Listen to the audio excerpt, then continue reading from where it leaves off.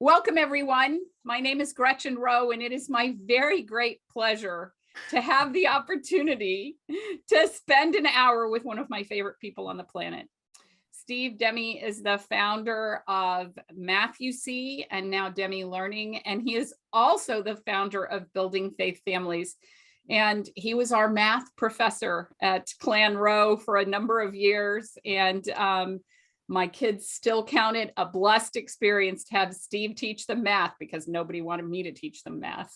So I'm delighted to spend the next hour with him. He has lots of things to share with you. And I want to thank all of you who offered questions to us. Steve will answer some of those questions today, and we'll make sure that they all get answered eventually. And Steve, welcome. Thank you. Nice to be here.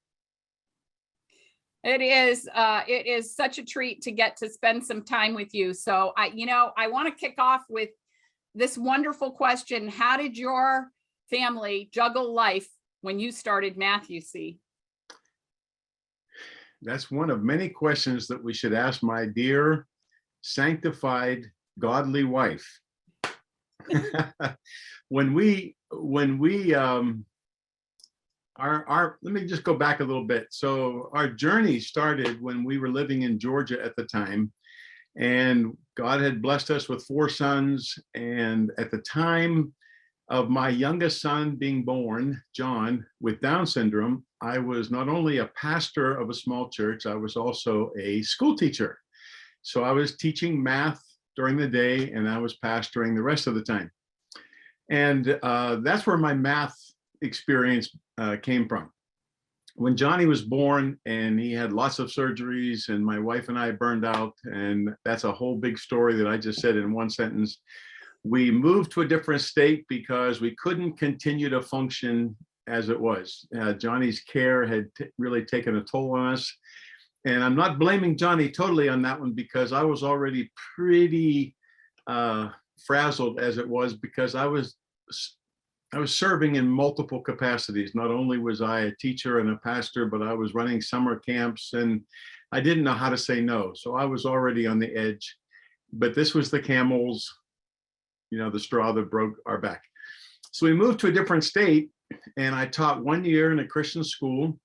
And I found out that I really didn't fit in formal education anymore because we'd already been homeschooling our other boys for several years. And I loved the lifestyle of learning, because home education to us is not so much teaching and learning as it is teaching and learning as a family and doing life as a family. And you work together and you read books together and you just do everything together.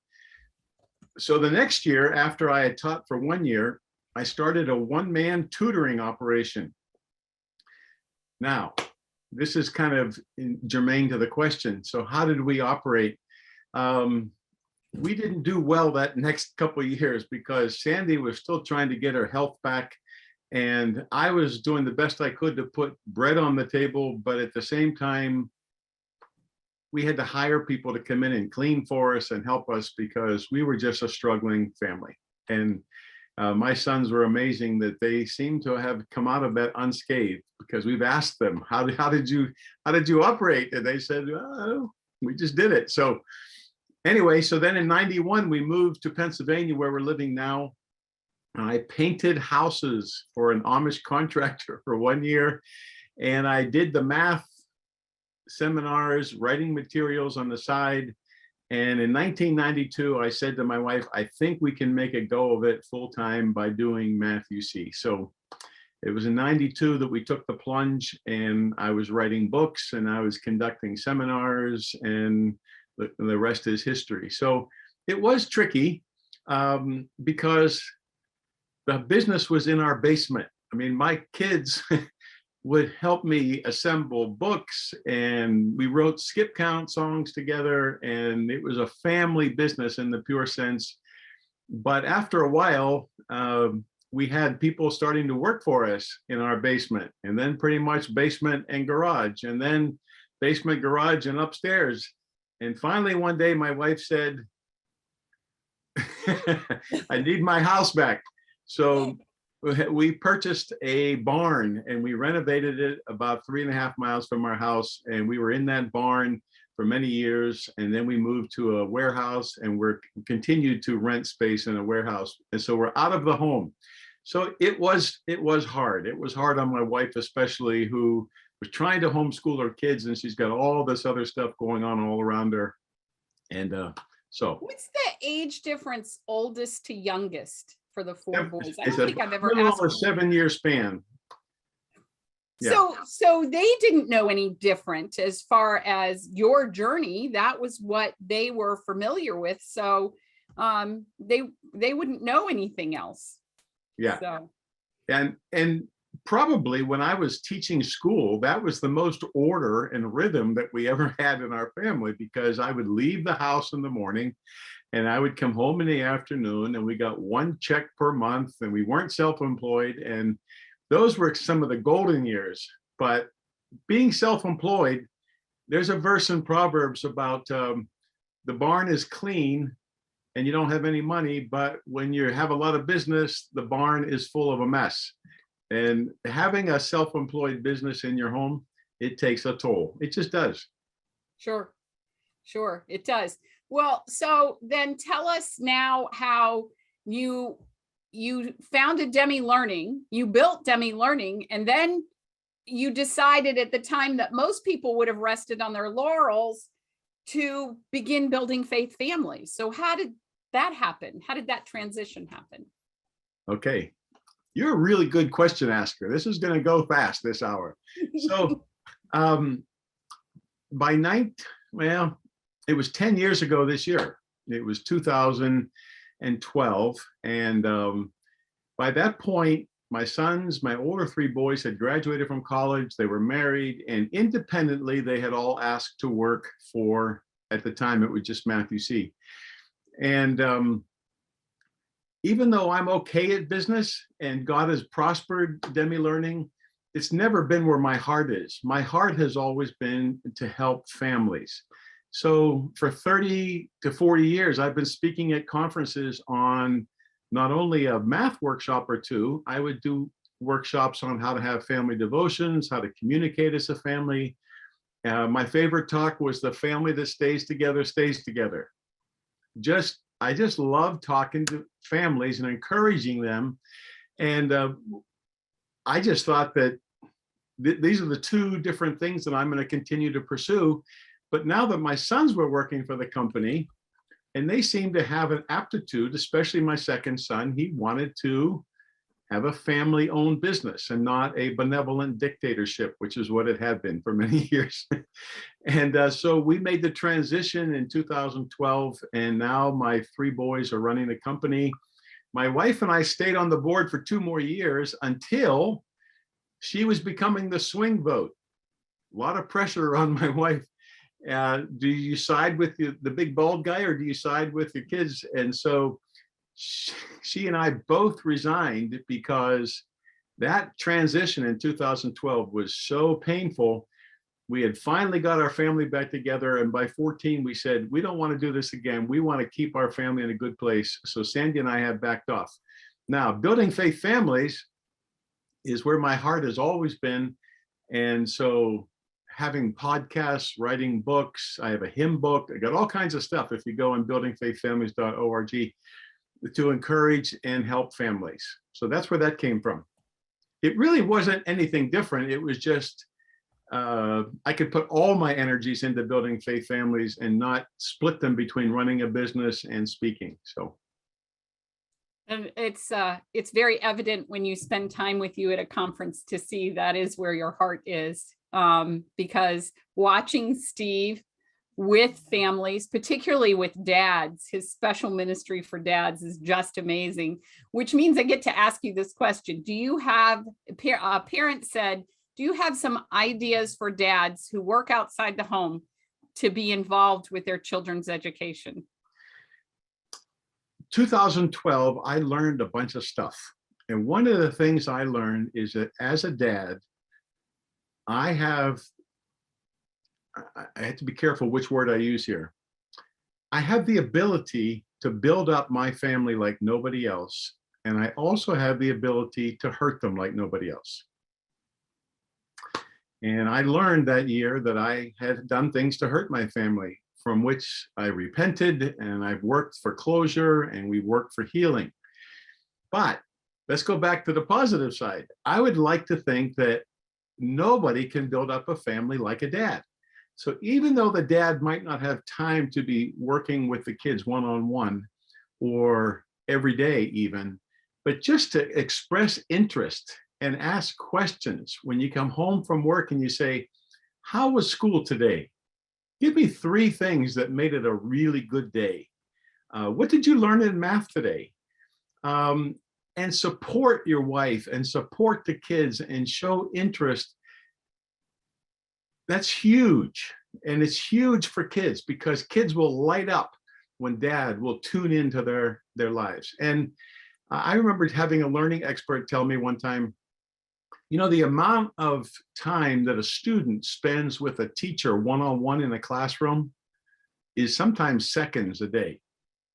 Teachers got 30 kids or 140 kids if you're a high school teacher.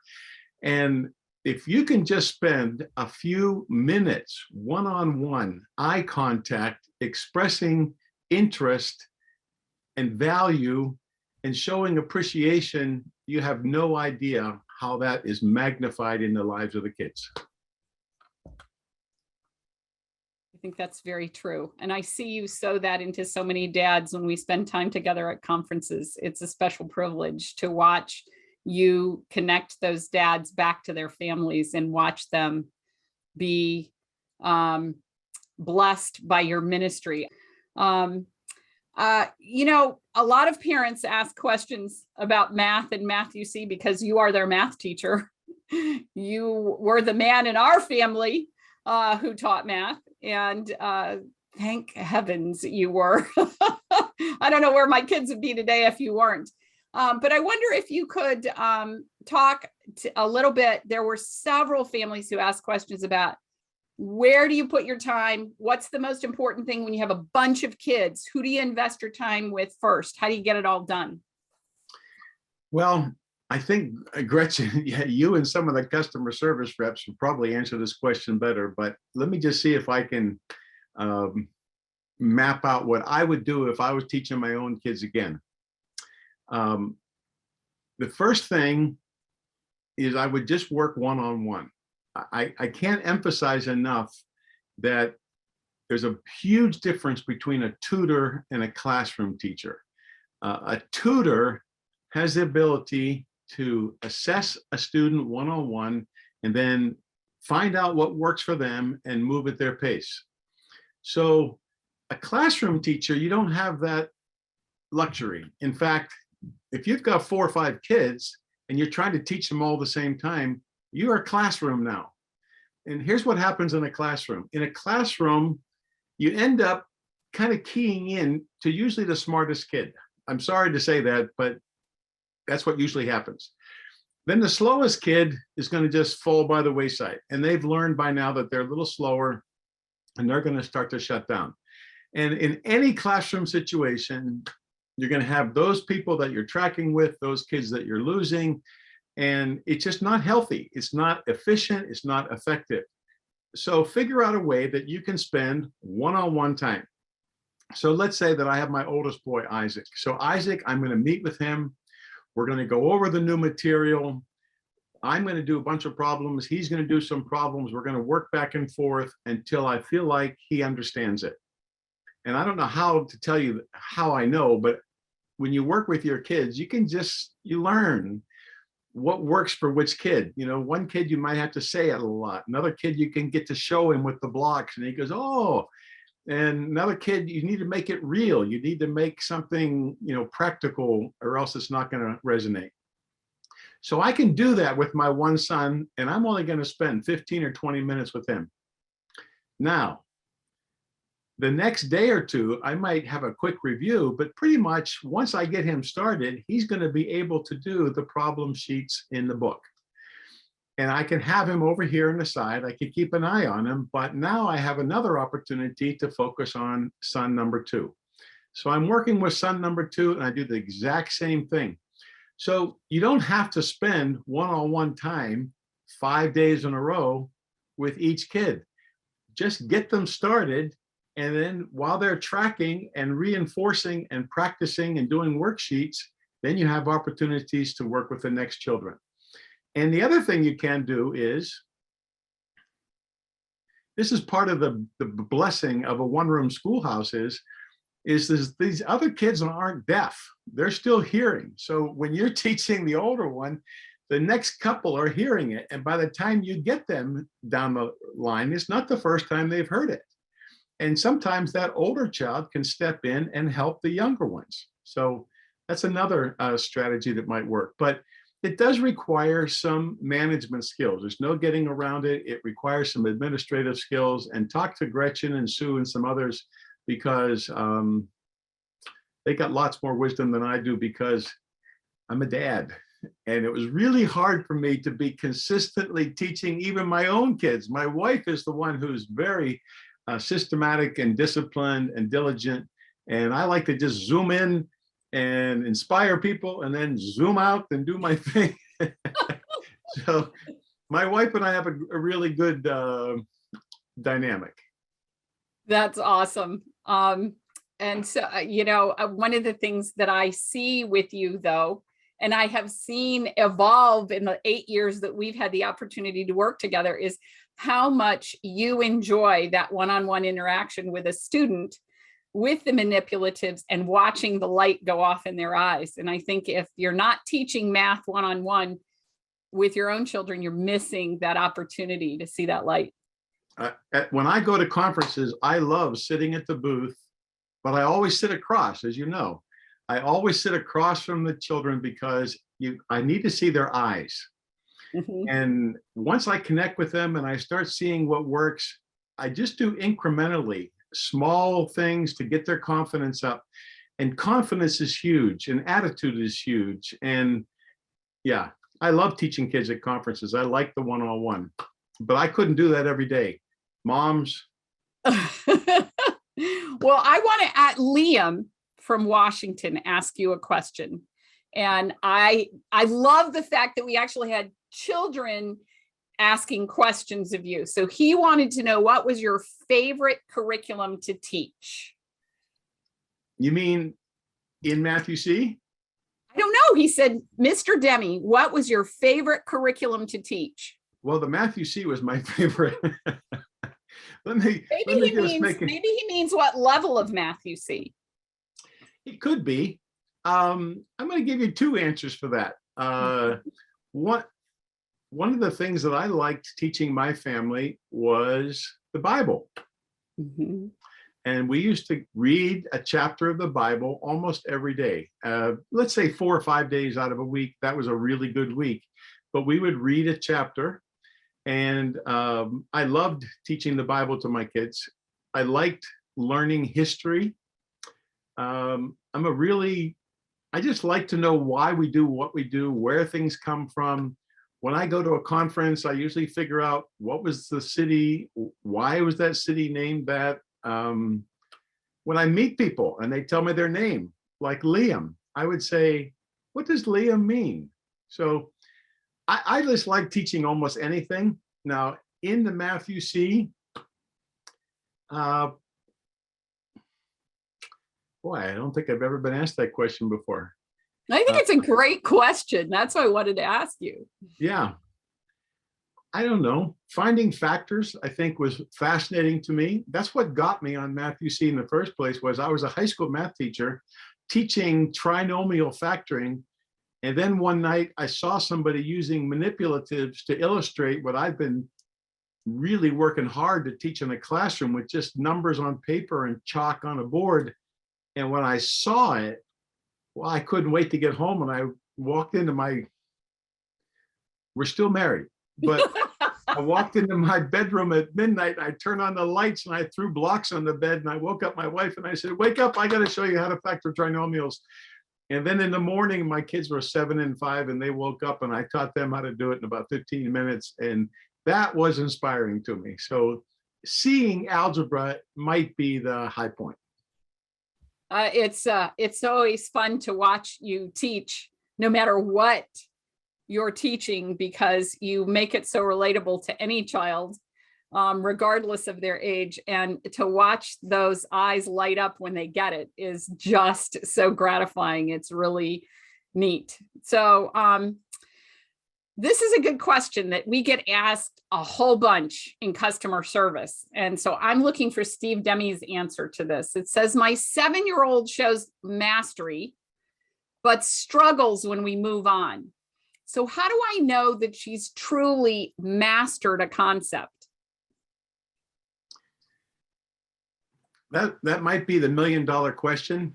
And I would love to pass the buck on this one, but you've already passed it. So now I got your pin, Steve. Yeah. Can I just go back just a fuzz? Yeah, sure. One of the biggest things that I learned when teaching I'll just say one of my sons. I won't tell you which one. But we used to struggle because by Thursday or Friday, he was starting to get it. And then by Monday, I had to start over.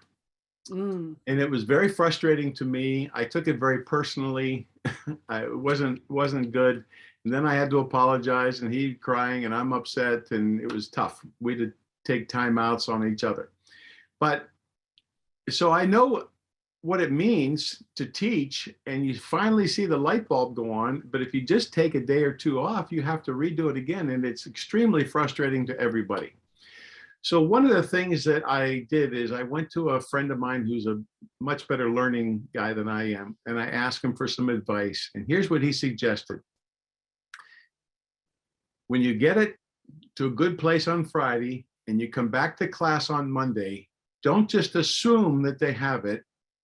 Start over with a review. But instead of saying, let's just do one problem together, he encouraged me to do 4 or 5 problems again.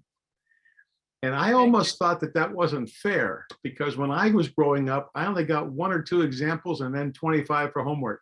And he was saying, do the opposite, model it. So let's say we're doing double-digit multiplication. So what I would do is I would build it, write it, say it, solve it. Build it, write it, say it, solve it, and do 4 or 5 problems, even though we'd already done them the previous week. And that really made a huge difference for a couple different reasons. One of them was, obviously, he already knows I'm going to be stressed if he doesn't remember the stuff from the previous week. So if we're going to start off on Monday and he doesn't have to show me anything, he just has to sit there and smile and watch me, he's able to learn it better. He's not stressed. I'm not stressed. And it gave us a strategy. And we were able then to move forward with confidence, because after I do 4 or 5, all of a sudden he would say, let me try one, because then it would come back. So that really helped us, this whole idea of modeling. And I have found that works for almost any topic. Anytime a child starts getting stressed, anytime they start getting anxious, their math part of their brain is shutting down. And to get rid of that stress and anxiety, just say, I'm going to do your homework for you today, and then we'll pick it up again tomorrow. Boy, that was a real major shift in our experience as a family. So that's amazing. And I've heard you talk about that before, but I don't think I've ever heard you tell that story quite in that context. So that is really terrific. Can you talk, so many parents mentioned the B word, behind. Can you talk about, I know I've heard Steve talk several times about you're not behind, but I would like you to give the Steve Demme explanation of how that's not applicable when we homeschool. Okay. God help me here. So I'll pray for you while we're doing this. Yeah. So most of the time when I'm at a conference, I get asked this question almost every conference. Mm-hmm. What do I do? My daughter, my son, they're behind. And so it depends how well I know the person. And this is where I wish we had a screen. I could see your faces now as I'm answering this. But I sometimes smile and I say, behind whom? Or where does it say in the Bible that you have to know fractions when you're 10 or something? You know, we kind of joke about it. But here's how I see teaching. My view of teaching is I'm going to first find out what a child knows. I'm going to begin there and I'm going to move at their pace. That's it. And if I'm teaching phonics, if I'm teaching geography, if I'm teaching history, it doesn't make any difference what subject. I need to know what the student knows, which, by the way, only a parent really knows these things. School teachers don't know this. I had 140 students when I was a high school teacher. There is no way that I knew what every kid knew in that classroom. There's no way. And so I just followed the textbook and tried to get as many as I could to go with me. But that was not really teaching. But now, when a kid would stay after school for one-on-one tutoring, that's a whole different ballgame. So the first thing I want to find out, what do they know? Next thing I'm going to do is I'm going to start getting their confidence up, and I'm going to move incrementally until they're tracking with me. I'm going to move at their pace. Not the textbook's pace, not what the school system thinks, not what a standardized test tells me. Teaching is two people. First person knows what they're talking about, and they teach the child until he knows what they're talking about, and you move at their pace.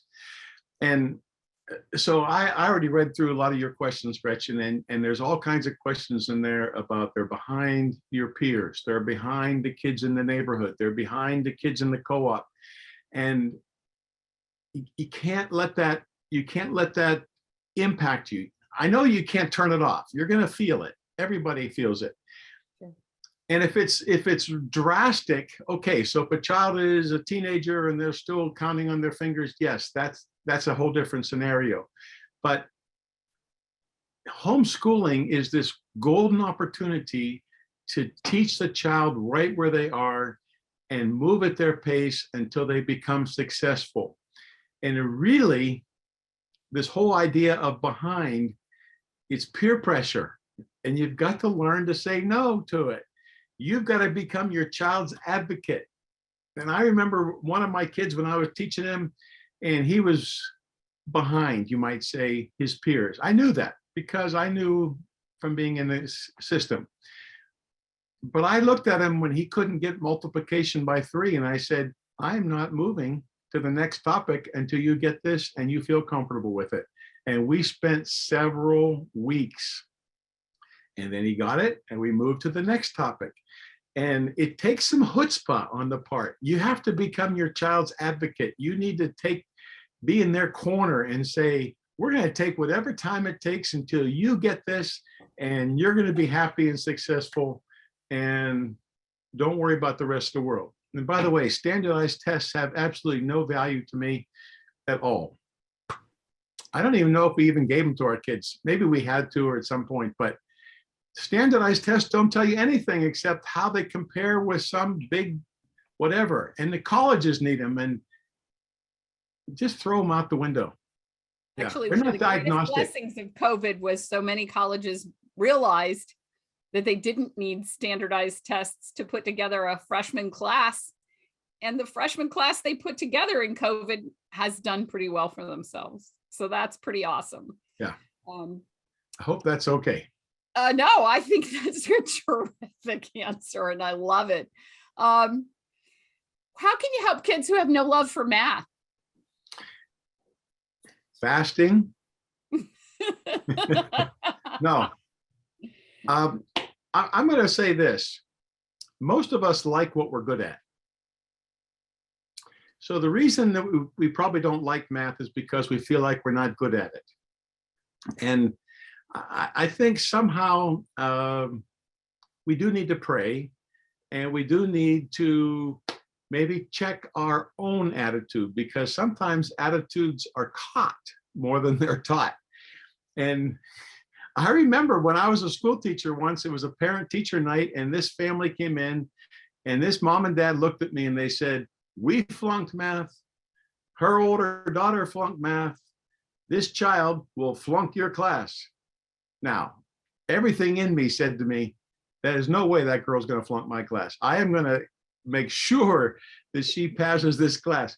But I could see what she was coming into the classroom with. She had all this baggage from her family telling her that she was not a math person. And unfortunately, I think that's kind of a myth in our culture today is I'm a reading person. I'm not a math person. I'm a creative person. I'm not an engineer person. And I don't buy it. I think that there are people that have a natural inclination towards math, and there are a lot of people that don't. But you could still learn it if you'll put in the time. It's like foreign languages. Anybody can learn a foreign language if you're willing to do the grunt work and memorize the vocabulary. But there are people, and I've met missionaries who can walk into a town and pretty soon they're conversing. They just pick up languages. They have a gift. I never had that gift, but I did take foreign language classes in school. I just had to spend more time at it. So number one, I think if, let's say that I got a mom asking that question, her child doesn't like math, she probably doesn't like math, or maybe she does a lot. Just say, let's just work together. Let's be a team here. Let's help each other. And let's just keep at it until we learn how to get good at it. Because once you learn to get good at something, you're going to find out you like it a lot better. But attitudes are hard. They are. And, Well, you were the one who if you taught can me hang to around, if you can hang around with people that like a topic, that makes a difference too. True. That's one of the main things I do when I'm at conferences. I try to help kids to like math. And I show them cool stuff with it until pretty soon I see that little flicker in their eyes. And so, yeah. You're the one who taught me I needed to stop saying, oh, I dislike word problems. And thankfully, Matthew C. finally got me to the point where word problems don't scare me anymore. But I think as parents, we have to be sure that we model the right things in front of our children. And I know I've had to ask for forgiveness and repentance of my kids for not modeling in front of them that they could be adept at mathematics. So. And the thing is, life isn't doing stuff that you like to do. I mean, this is a huge opportunity to learn some character. And to me, character is doing what you don't like to do, but doing it anyway. I just did my laundry. I don't get goosebumps doing my laundry. I just vacuumed my upstairs bedroom. I've had COVID for a few weeks. My bedroom looked awful. My poor wife moved out because it was a disaster. I didn't like doing that, but I've learned a long time ago that it's not going to be done unless I do it. So learning how to do something that you might not have a affinity for, or you might not have an inclination towards, is still good character training, and it will hold you for the future. Just look upon it as Elizabeth Elliot grew up. If you know Elizabeth Elliot, she was a famous missionary lady, and I had the opportunity to know her. And she said in their family growing up, anytime there was something hard to do, the mom would call it GMT, good missionary training. And anytime something was hard, GMT. And guess what? All those kids, except one, became a professor at a Christian college. The rest of them all became missionaries, but they learned how to do the hard things well. I think that's probably good advice for anything, not just mathematics. Yep. Regardless. Here's a question that I have never seen asked before. And so I'm interested to hear what you would say about it. And it is, what about competition math? Is there a benefit to that for kids? Boy, I wish I could ask more questions to flesh it out. And that there was a secondary question. It says, how can homeschool kids join some competition math? So, well, they have the opportunity to do that. They have something called Math Olympics and things. And there's things out there that homeschool kids can be involved in. There's scholarship programs. I don't know how to find them, but if you want them, they're there. I remember having them available. Now, one of my sons competed in a, what do they call that? Geography bee. Oh, yes. And there's spelling bees, but there are math Olympics out there that you can do that. And for some kids that are really sharp and they need some iron sharpening iron, go for it. I think it's a great idea. And there's lots of venues for that. We'd have to look up more for that, Gretchen. I'm not sure where you'd find that. As far as just one-on-one competition, I have a lot of competitive genes in me. And when I was in school, No. I didn't want to understand math. I wanted to be the first one done with math. My homework was usually the first one done. Now, I made lots of dumb mistakes, which is what my parents had to hear at every parent-teacher night. If your son would just check his work, he would get straight A's. But to me, it wasn't about getting straight A's. It was about beating everybody else. So I think a little competition sometimes is not a bad thing. Yeah. Right. So in a homeschool family, when you have two children, invariably the younger one seems to have more going on mathematically than an older student. At least those are the families I end up talking to. So how do you keep competition in the affirmative without the older student feeling like they're less? Yeah, that's a really hard one. And I've witnessed the same thing at the booth when the number 2 child will start to, and I just take the mom aside and say, make sure you teach them separately. I wouldn't even let them get involved competitively. And I would just have the sermon that everybody has different giftings. Mm-hmm. And it's really important. We heard a birth order talk, and we had 4 boys, so that birth order just fit us to the T. And we went to my oldest boy, who was reading at a junior high level when he was 5. And he could have discouraged his younger brothers with that abilities that he had. But yet we would talk to him, and you know what he did to his credit? The older child would go to them and says, yes, I can read better than you, but you can run faster than me. And I almost crying telling you that right now. But one of the reasons that our kids, I think, turned out so well is because that oldest boy ended up patiently teaching his younger siblings instead of lording it over them or making races and competing and stuff like that. So yeah, we need to encourage each other and build each other up, the Bible says. And yeah. I think that makes such a tremendous difference. Jennifer's asked a question in our Q&A, and she says she wonders how much time we should be spending on math each day. She did not give me an age, so, and I know that varies by age, but I also know that you have opinions about that. So I would love to hear them.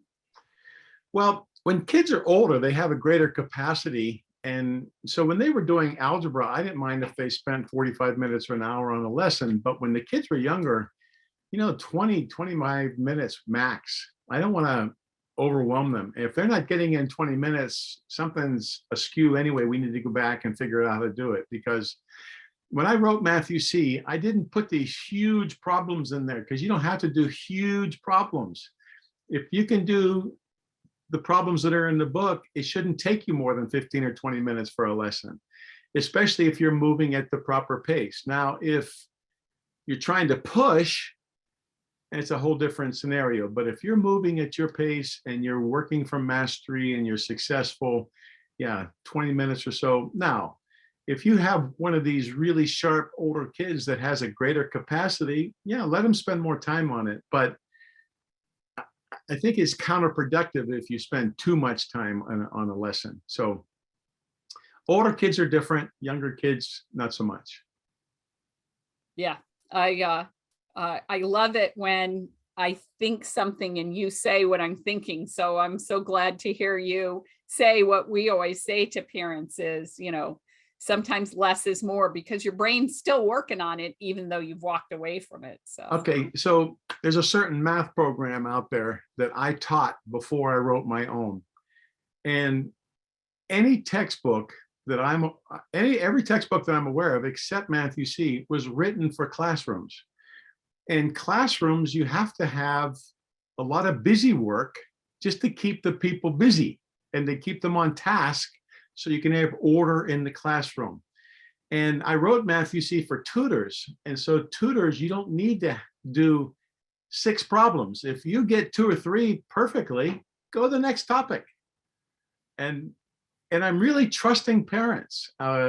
You know when you need more problems, and you know when you've already got it mastered. So, you move it, you make those calls.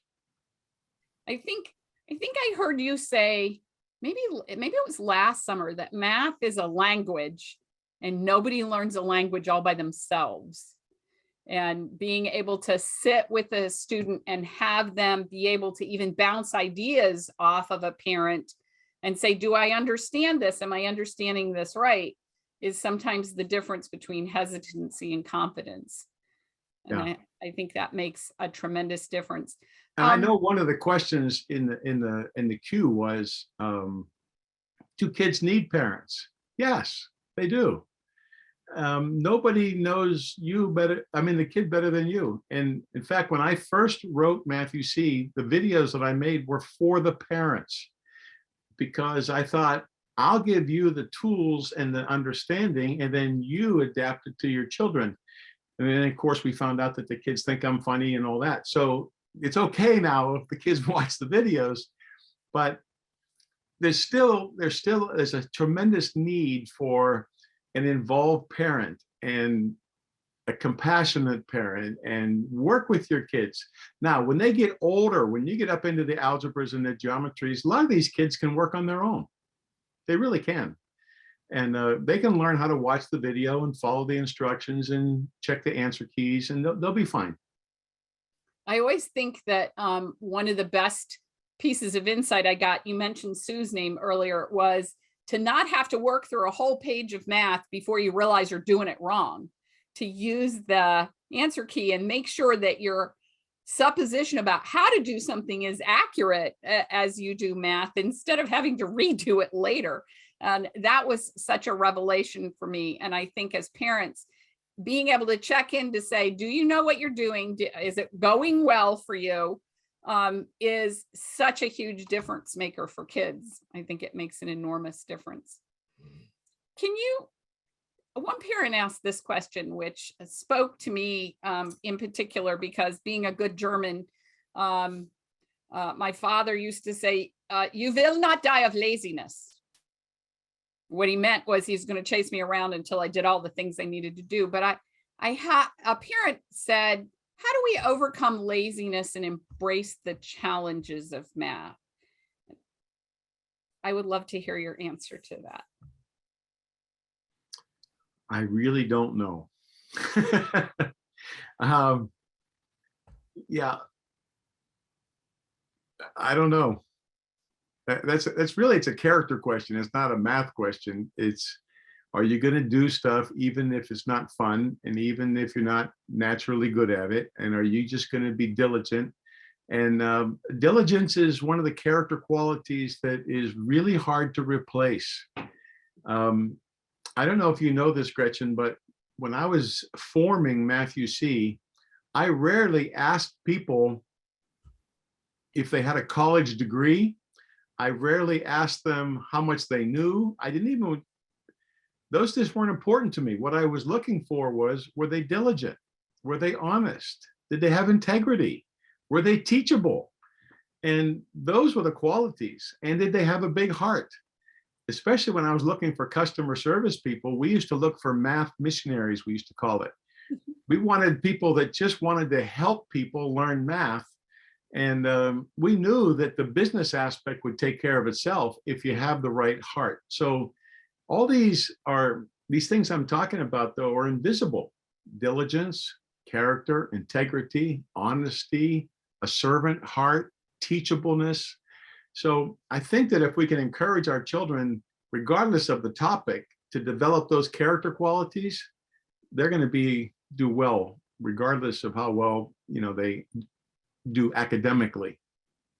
I think one of the things that I have learned in the last 8 years in working with families, either on the phone or in a booth or at a conference, is often laziness is the descriptor we apply as parents to a child who has anxiety or hesitancy or a lack of confidence. And so it becomes our responsibility to sort of sort that out and figure out, why am I perceiving that you're lazy in this process when maybe there might be some other issue to hand? So, and exploring all of those other things about diligence and character and stick-to-itiveness, as my kids would say, Yep.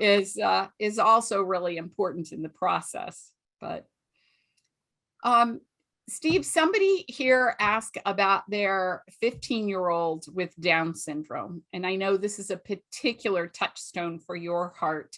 The question was, is this a program that works well with children with disabilities? And I would love for you to answer that for our audience. Boy, I would love to give you this wonderful, glowing response. My son has Down syndrome. He's 34. He works in our shipping department. He does labeling. He puts together block sets. He signs for UPS and FedEx. Matthew C. really didn't help him very much. Johnny only learns what he knows he's going to be able to apply. And the idea of learning addition facts never really clicked, learning multiplication facts. But we play cards in our home every night, and he makes the scorecard. So it's important to him that he can write from 1 to 10. He makes his columns. He knows that aces are wonderful. In fact, I'll just give you one little glimpse. He's not a good poker player. When he gets aces, he says, wow. And so we play cards accordingly. Now, that's my experience. On the other hand, I have met a plethora of people at conferences whose children have dyslexia, dyscalculia, Downs, autism, they're on the spectrum. And somehow the fact that they can touch it and hear it and see it and build it and write it, they're using more of the brain, and they experience a success like they've never had before they used Matthew C. So there's a ton of testimonies of people that it really did work for them. It just didn't really help my own son that much, other than to give him a job, which he loves. He does, and he's terrific at it as well, I should say. We have one of our attendees is named Stephen, and Stephen has been well known to all of us at Matthew C. for a number of years, because he has literally gone through all of the levels of Matthew C. And he's the one who asked the question, if you plan any classes beyond calculus, because he will have completed 8 levels of Matthew C. And I know what your answer is going to be, but I'm not going to stick words in your mouth. So could you please answer for Stephen that question? Well, Stephen, we do have stewardship. So I would encourage you to do that one. I think that's one of Matthew C.'s best kept secrets. It's a Christian approach to personal finance, and I just upgraded it significantly in 2018. And as far as other classes, I don't have any plans to write any more books. My math, I'm maxed out. However, I continue to write other books, and I would encourage you, though, to take correspondence courses and to take classes online, because I've met students that have used Matthew C. They finished all of our stuff by the time they were in high school, and then they start taking online classes, and by the time they got to college, they already had 30, 40 credit hours logged on. So, and they attribute it to the fact that they had a great foundation in Matthew C. and taught them the concepts that they needed in all the other upper level stuff. So sorry, Stephen. That's okay. My Duncan asked you that question years ago in Arizona, and you said, no, you don't. I have no intention. So you gave him a much more nuanced answer than well, you gave. You know, Clint Eastwood said a man's got to know his own limitations. I know my limitations. Oh, I think Duncan's take on it was that you wrote calculus so much more understandably than his college calculus classes that he wanted to see you bring your special touch to those upper level classes. But Building Faith Families has your heart and your attention now. Yep. I should say, for parents who are watching the recording, if you've been on the Matthew C website, you're saying, where is stewardship? And that can be found on the Building Faith Families website. So we want you to know that that is there. What if you're not a Matthew C family, Steve? You're using another curriculum and you have a child who's struggling getting what is being taught. How do you step in with a middle school student and become a Matthew C family? It's pretty seamless. If you just think about this, we're just going to not assume anything. We're just going to first give them an assessment. And people like Gretchen and Sue and other customer service can help you that. Because it's possible to have holes in your understanding of math. So if you're a middle school student, you might not understand place value perfectly. You might know how to add, you might know how to subtract, but math is one of the few sequential subjects that really does build upon itself. And that's how I wrote it. So first we're going to do place value, and then in alpha and beta, we're going to do adding and subtracting and regrouping. And then we're going to do multiplication, which is fast adding of the same number. Then we're going to do division, which is the inverse of multiplication. And it just makes sense, the approach that Matthew C did. Now, having said that, so let's say that you have a middle school student and you come into Matthew C and you find out you have some holes. You don't have to do all of our levels. You just need to fill in those holes. And there is a new product, which Gretchen is the expert on it. And I noticed somebody asked the question, called AIM, that can help fill some of those holes. But I don't know, I'm not the expert on that. All I know is that you do want to fill those holes because, for example, I was teaching an in-service training for a local school system. During the break, I found myself standing next to a person who was the 6th grade math teacher. And I said, how's it going? And she said, we're struggling. And I said, with what? And she said, division. Now, to me, the logical question is, how are your students' multiplication skills? And she said, we gave up on those because we have to follow the curriculum. So we simply gave all of the students calculators and we kept moving. And now she wonders why those kids are struggling with division. It's because they didn't have the proper foundation in place value and multiplication. And division is oftentimes where people will start to see the holes. So I like the fact that you said middle school, because it's usually middle school kids struggling with multiplication division that start struggling because it turns out it's not those topics, it's their foundation that is not secure. So, right. And let me just put in one more thing here, because I know that people have asked this before. Do you think it's important to memorize facts? And this is the question I get asked all the time. And I'm going to do the best I can to answer this, but your brain can only keep so much stuff in there at the same time. So when you get to double-digit multiplication, what you should be focusing on is place value and where to write the numbers. But if you are still thinking about what's 3 times 6, you just got too much going on in your head. And I just can't tell you enough how important it is, how much more efficient you're going to be if you know that 3 times 6, 18. You don't have to pray about it. You don't have to get the blocks out. You don't have to use your fingers. You don't have to look up. If you just know 3 times 6, 18, boom. So now when we have 35 times 18, and I'm multiplying that 3 times I know what I'm doing. And there's too much going on in a double-digit multiplication problem if you also have to reinvent each of those multiplication facts by themselves. So you really need to get multiplication down cold as much as anything. And take whatever time it takes to get it. There's only 55 multiplication facts. Do one a week, and in a year you got them.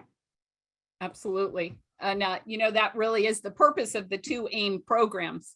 They were designed for that older student who has a weak foundation to fill in those gaps and help them be mathematically successful. It's kind of like driving a car with flat tires. You might get where you're going, but it's going to be a long journey and a bumpy ride. And so being able to reinflate the tires makes all the difference in the world. And AIM has been that for hundreds and hundreds of families. Okay, so your illustration is flat tires. My illustration is basketball. You guys can't see it, but I'm 6'5". Okay. Now, when I play basketball, a long time ago, I can dribble with both hands. I can shoot with both hands. I can pass, all kinds of stuff. So when I'm playing basketball, I'm actually looking around the court and seeing who's open. I can do stuff like that because I've mastered the fundamentals. Yes. But if every time I go out there, I have to think, take the ball, push to the floor, take the ball, push to the floor, I can't play the game because I'm too busy working on the fundamentals. So the more you can master the fundamentals, the more it frees you up to understand the big picture of math. So as long as we've been together, I don't think I've ever heard you describe it that way. I love it. I'm going to steal it okay, because I think that's terrific. And I have one more question for you about how would you encourage a child who just wants to get it done and wants to keep the work in their head instead of writing it out on paper? I know this is a tricky one because in one sense, if a child is smart enough to do it all in their head and they're getting the correct answer, it's really hard to debate that kid. We all understand this, okay? And here's what I would say. I would say, I'm so thankful that you have this ability. You are correct. You have accomplished the objective.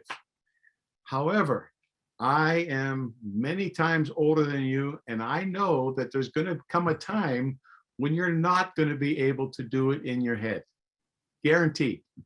So you have to trust me. I'm the parent here. I have wisdom and experience that you have no idea of. I know that's not going to go over, but that's the fact. So what I would say is, kudos for you for being able to do it in your head, but I need to see your work so that I can make sure that it's not going to hurt you in the future if you're doing something improperly now. I just need to see it. And if you're still butting heads, you can do some compromises like, okay, you have 4 problems. I need to see 2 of them. And the same thing, I work with kids. Kids say, why do I need to use blocks? I got it. I understand this. I can do it in my head. And I would say, same thing. You can do all 4 problems, but I want to see 2 of the problems with the blocks. I just know that the blocks help children to understand concepts, even if they don't know that it's helping them. So generally, I know I'm going to be in a little trouble here, but generally, little girls like to fill out worksheets and little boys just want to build stuff. And those little boys need to learn how to write. And if their penmanship is so poor, you write for them. But those little girls need to get messy. They need to use some blocks. And trust us, your brain is bigger than just numbers and paper. You need to be able to build it, write it, see it, say it, hear it. If I could make those blocks scratch and sniff, I would. Awesome. Steve, we've come to the top of the hour and I could spend all afternoon with you, but we did promise families that we would keep this to an hour. So do you have any closing words of wisdom for our families? Probably one of the biggest things that I try to communicate to parents at conferences, that's my opportunity to meet parents face to face, is just to encourage them to learn along with their kids. And I think a lot of us as homeschool parents, one of the reasons we're homeschooling is because we didn't have a wonderful experience growing up ourselves. And some of us have a lot of baggage. And in fact, I think we probably have more baggage than the average person.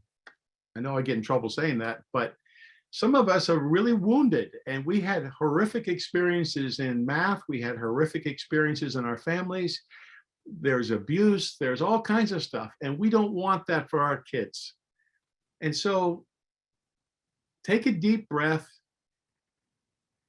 and just learn along with your kids and enjoy the ride and give them those opportunities that you and I didn't have the first time.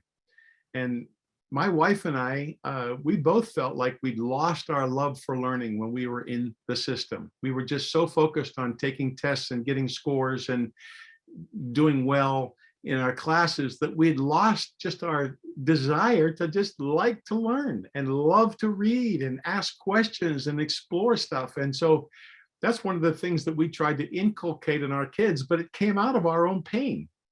It came out of our own experiences. So recognize that we all have baggage, but embrace the opportunity. Hey, I get a do-over now. I get to learn along with my kids, and we've got resources available. We've got friends. We've got God himself is going to help us, and let's go forward together. Absolutely. Steve, thank you so much for spending this hour You're in welcome. our inaugural roundtable discussion with a homeschooling celebrity. Of course, you were the one we wanted the most to come and spend the time with us. Well, thank you. And can I just put this in? If there's somebody that I really didn't touch their question or we didn't get to it, I hope, Gretchen, that you'll take it. And who knows, maybe we can have some phone calls or we can follow up differently. I don't want anybody to fall through the cracks here. No, actually, I have been making notes of people who have made questions, and every question that was asked of you will be followed up by somebody. We'll make sure that we touch back to and reach out to everybody who asked a question today. And I have to share this with you because I think it's special. Linda said in the chat, thank God for you. I met you at the Jacksonville conference 3 years ago, and my son thinks you're a superhero. I think so. I think you're our math superhero, Steve. So thanks so much for everything. Thank you for your time. And I'll look forward to seeing you in just a few months. Amen. All right. Take care. Bye-bye. Bye.